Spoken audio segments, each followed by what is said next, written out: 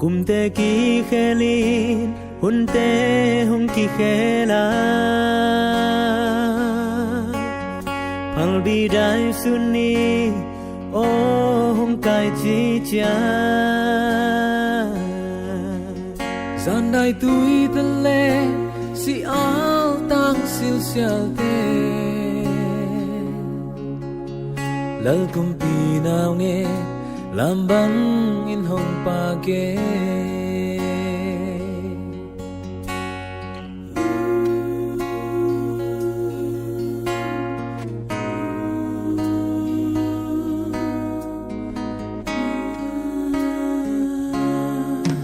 Phal bi gian dai dan kalal mim bang hong pia Zal na bong quang su sangga mim bang tu me Bethlehem khoa a lấy mi bang in hong pia Ina li bang ching o lấy mi tung na O da in đam si lại khấn tăng lâu ca tàu pa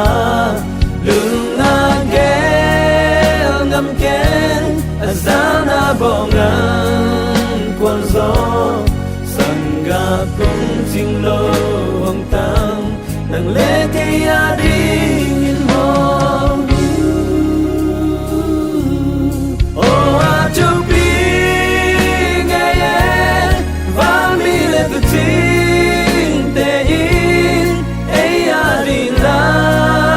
sa yin ông trái trái ei te hong gum ding in Bethlehem bong quang sương Giêsu cùng pi nào nghe từ liên xoát chi ông tân pa hong xoa na cây đi na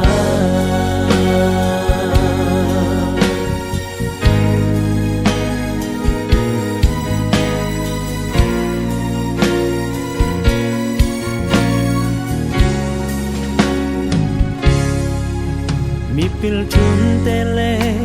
tu ching te hong pai i bang nam tui ngun le kham to sum bang hong bia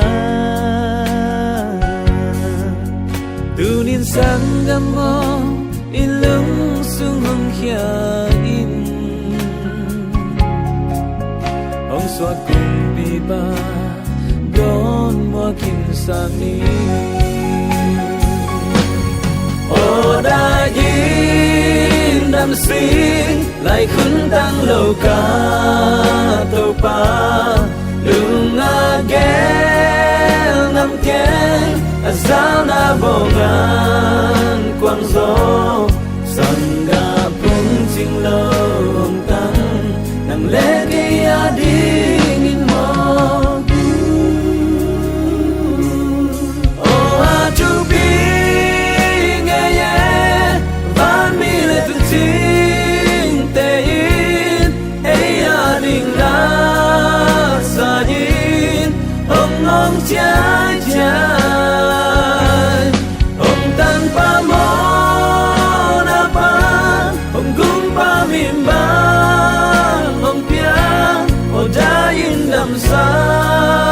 nhìn nghe tôi không nước xa sang ga chi bang hon pel mo